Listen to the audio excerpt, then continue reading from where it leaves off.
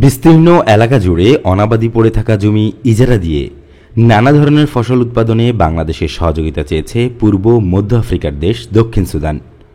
মঙ্গলবার বিকেলে সচিবালয়ে কৃষিমন্ত্রী আব্দুর রাজ্জাকের সঙ্গে দেশটির পররাষ্ট্র ও আন্তর্জাতিক সহযোগিতা বিষয়ক উপমন্ত্রী দেং দাউ দেং মালেকের বৈঠকে এ বিষয়ে আলোচনা হয়। এই সময় দক্ষিণ সুদানের উপমন্ত্রী সেদেশে কৃষি উৎপাদন, প্রক্রিয়াজাতকরণ ও বিপণনে বাংলাদেশের সহযোগিতা কামনা করেন বলে মন্ত্রণালয়ের সংবাদ বিজ্ঞপ্তিতে জানানো হয়। দেংদাও বলেন, কৃষিখাতে আমরা বাংলাদেশের সাফল্য ও অভিজ্ঞতাকে কাজে লাগাতে চাই। আমাদের বিশাল পতিত জমিতে ফসল উৎপাদন করে নিজেদের প্রয়োজনীয় খাদ্য উৎপাদন ও রপ্তানিও করতে চাই।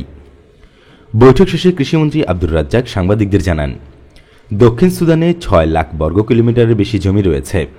এর বেশিরভাগ জমি পতিত পড়ে থাকে, চাষাবাদ হয় না। এই বিশাল এলাকাকে কৃষি উৎপাদনের আওতায় এনে অনেক ফসল উৎপাদনের সম্ভাবনা রয়েছে। সে দেশের সরকারের মালিকানায় বা খাস জমি ইজারা নিয়ে ফসল উৎপাদনের ব্যাপারে অনেকদিন ধরেই আলোচনা হচ্ছে। দেশের বেসরকারি উদ্যোক্তাদের অনেকে এই সম্পর্কে আগ্রহ প্রকাশ করেছেন এবং সরকারও বিষয়টি গুরুত্ব দিয়ে বিবেচনা করছে বলে জানান আব্দুর রাজ্জাক। তিনি জানান, দক্ষিণ সুদানে কি ফসল উৎপাদন করা যায়, জমি কিভাবে চাষের আওতায় আনা যায় তা দেখতে দেশটিতে একটি বিশেষজ্ঞ দল পাঠানো হবে। বিশেষজ্ঞ দলে কৃষি গবেষক, বিজ্ঞানী, সম্প্রসারণ কর্মী সহ অন্যান্য বিশেষজ্ঞরা থাকবেন। বিশেষজ্ঞ দলের রিপোর্টের ভিত্তিতে সুনির্দিষ্ট উদ্যোগ গ্রহণ করা হবে বলে জানিয়ে কৃষিমন্ত্রী জানান, বেসরকারি খাতের যারা বিনিয়োগ করতে চায় তাদেরকে আমন্ত্রণ জানাব। শ্রমিক পাঠানো সহ এই বিষয়ে সরকারি উদ্যোগ নেবে। দেং দাউ দেং মালিক নেতৃত্বাধীন দক্ষিণ সুদানের প্রতিনিধি দলটি সেনাবাহিনীর প্রধান জেনারেল এস.এম. শফিউদ্দিন আহমেদের সঙ্গেও মঙ্গলবার দেখা করেছেন।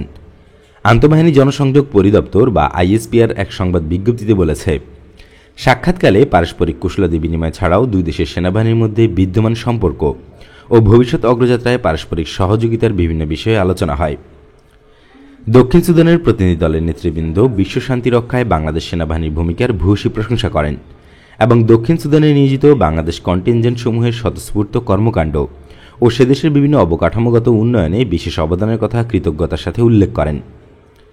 এই সাক্ষাতের মধ্যে দিয়ে দক্ষিণ সুদান এবং বাংলাদেশের মধ্যকার বন্ধুত্বপূর্ণ সম্পর্ক আরও এক ধাপ এগিয়ে যাবে বলে আশা করছে প্রতিরক্ষা বাহিনী। সেনা সদর হেলমেট কনফারেন্স রুম এক অনুষ্ঠান